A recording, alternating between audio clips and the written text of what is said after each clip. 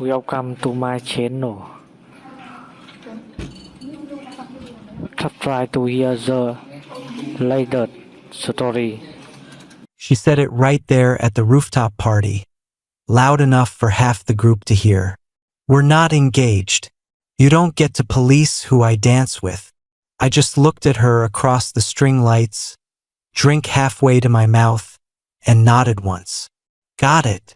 Then I turned and walked to the elevator without another word. My girlfriend Sophia was still on the dance floor when I left the building, laughing in the arms of some guy in an expensive linen shirt who'd been hovering all night.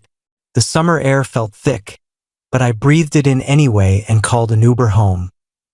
Home was the loft we'd shared for almost 2 years in the arts district downtown.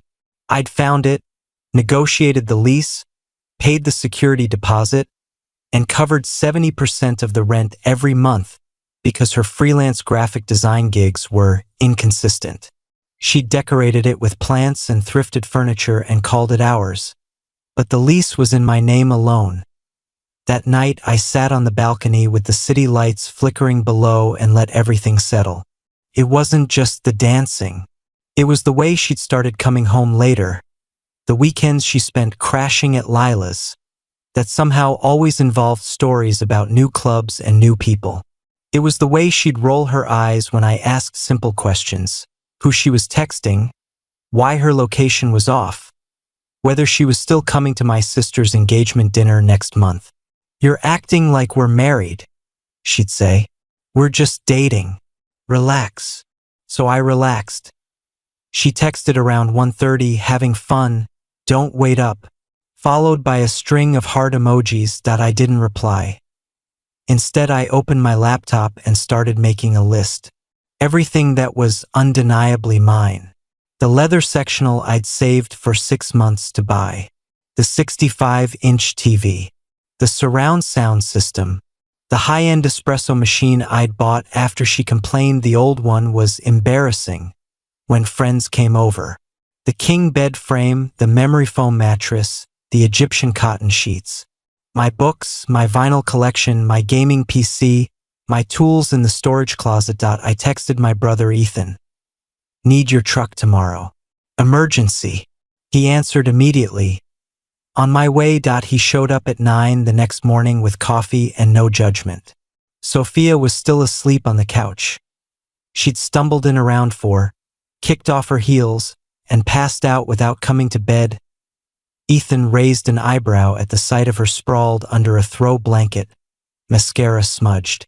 "We doing this quiet?" "Quiet as possible," I said. We started in the living room. Rolled up the area rug mine. Disconnected the TV and components. Took the art prints I'd bought on trips mine. The plants were mostly hers. I left them. The thrifted mid-century dresser she loved was hers.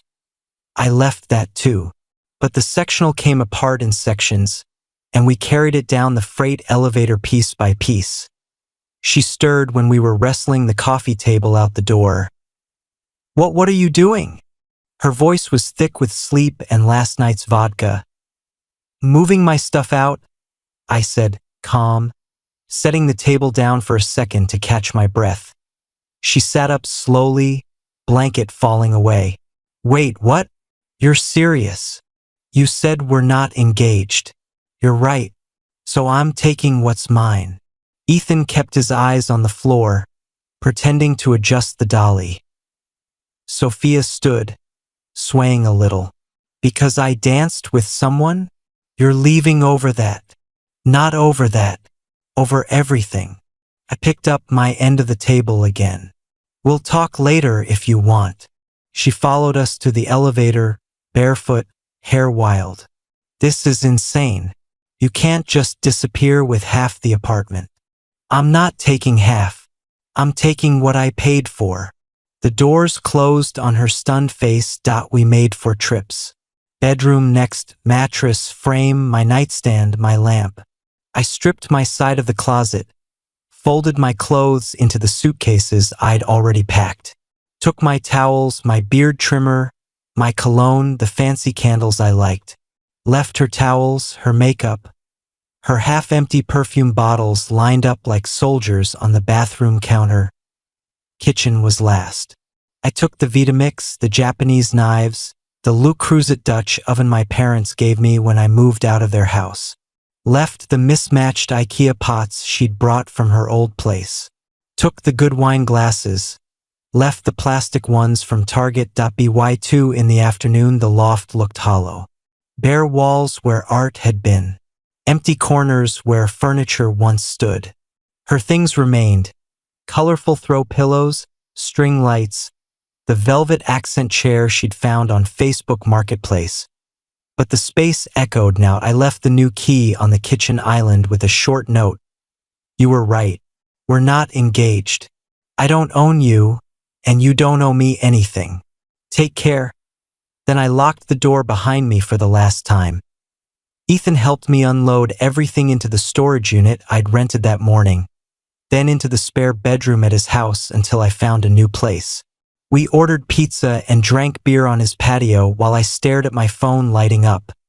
First came confusion. Where are you? Why is the TV gone? Then anger. This is childish. You took the bed? Really? Then bargaining. Please come back so we can talk. I didn't mean it like that last night. I didn't answer any of them. Around 8 she called from Lila's phone. I let it ring out twice before picking up. You can't just ghost me after 2 years, she started, voice shaky. I'm not ghosting. I'm giving you exactly what you kept asking for. Space, no pressure, no commitment. That's not what I meant, and you know it. Do I? Because every time I tried to talk about the future, you shut it down. Every time I asked for basic respect, you called me controlling. So I stopped asking. Silence stretched. I was drunk last night, she said finally. I didn't mean to hurt you. It wasn't last night, sophomore. It was every night you came home late and got mad when I noticed. Every time you flirted in front of me and laughed when I cared. Every time you let me pay for everything but reminded me we were just dating the second I wanted more. She started crying. I listened for a minute, then said, I'm tired. I need to go. Can we meet tomorrow? Coffee? Please. I almost said no. Almost. But part of me still wanted answers or closure or something. Fine. The place on 5th at noon. I showed up early, ordered a black coffee, sat in the corner. She arrived looking like she hadn't slept. Dark circles, hoodie, hair in a messy knot. She ordered some complicated oat milk thing and sat across from me, wrapping both hands around the cup like it was keeping her warm. I'm sorry, she started. I know I've been distant. I know I said things I didn't mean. Which things? That you were controlling. That we weren't serious. I was scared, okay? Commitment freaks me out. My parents' divorce was awful, and this isn't about your parents. It's about how you treated me. She looked down. I took you for granted. I see that now. Now that the furniture's gone? Her head snapped up. That's not fair. Isn't it? When I suggested we split rent more evenly, you said it would make you feel like a burden. When I asked you to come to family events, you said it was too much pressure. But you never hesitated to let me cover dinners, trips, your phone bill that 1 month you were short. Tears welled again. I'm not good at this, at being someone's girlfriend the right way. Then why stay? Because I do love you. I just didn't know how to show it without feeling trapped. I drank my coffee. It was cooling fast. I loved you too, I said. But love isn't just words. It's choosing someone even when it's inconvenient. It's respecting them even when you're mad. I didn't feel chosen, Sophia. I felt convenient. She reached for my hand. I let her take it this time, but I didn't squeeze back. I can change, she whispered. We can try again. Slower. Whatever you need. I thought about it. Really thought. Remembered mornings making coffee together, laughing over stupid TV shows, the way she used to trace patterns on my back when we fell asleep. Then I remembered coming home to an empty apartment waiting for texts that never came, paying bills alone, apologizing for being upset. I pulled my hand away gently. I don't think so. Her face crumpled. Just like that. Not just like that. After months of trying and getting nowhere. I'm done trying alone. I stood, left cash on the table, and walked out into the bright afternoon. She didn't follow. 6 weeks later, I'd found a one-bedroom near the park. Smaller, but all mine. The sectional fit perfectly against the brick wall. The espresso machine sat on the counter like it had always belonged there. I'd hung my prints, arranged my books, bought a new bed frame that didn't remind me of anyone. Ethan came over most Fridays with takeout and we watched games or played online with old friends. Life felt quieter, but in a good way. Sophia texted a few times. Apologies, memories, questions about whether I was seeing anyone. I kept responses short or didn't answer. Eventually they stopped. Our friend group fractured quietly. Lila stayed loyal to her. Ethan and a couple others stuck with me. Most stayed neutral and faded out of both our lives. I heard through Ethan that she moved into a smaller place with a roommate, that the guy from the rooftop lasted about a month before he couldn't handle the intensity.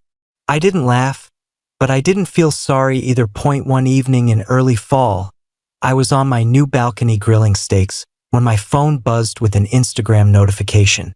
She'd posted a mirror selfie in workout clothes, caption about new chapters and self-love. Comments poured in with heart emojis and encouragement. I scrolled past without liking. A woman from my office, Clara, had started joining me for lunch sometimes. She asked real questions, remembered details, paid for her own coffee without making a point of it. When she suggested grabbing drinks after work one Thursday, I said yes without overthinking. We sat at a quiet bar and talked for hours. She laughed easily, asked about my family, told me about her own. When the check came, she reached for it. I invited you, she said simply. I smiled. Next one's mine. There would be a next one. Months later, I ran into Sophia at a mutual friend's holiday party. She was there with a new guy, tall, quiet, seemed nice enough. She saw me across the room and froze for a second. I raised my glass in a small toast. She gave a tight smile and turned back to her date. Clara was next to me, hand resting lightly on my arm. Everything okay? She asked. Yeah, I said, and meant it. Everything's good. Walking home that night through cold air and Christmas lights, I realized I didn't feel the old ache anymore. Not anger, not regret, not even nostalgia. Just lightness. Someone asked me later if I wished I'd handled the breakup differently. Talked more, waited, tried counseling. Maybe I could have. Maybe it would have changed things. But I know myself now. I know I gave more than enough chances, carried more than my share, waited longer than I should have. When I finally chose myself, it wasn't dramatic or vengeful. It was necessary. She was right about one thing: we weren't engaged. I didn't own her. But I finally owned my peace. And that was enough.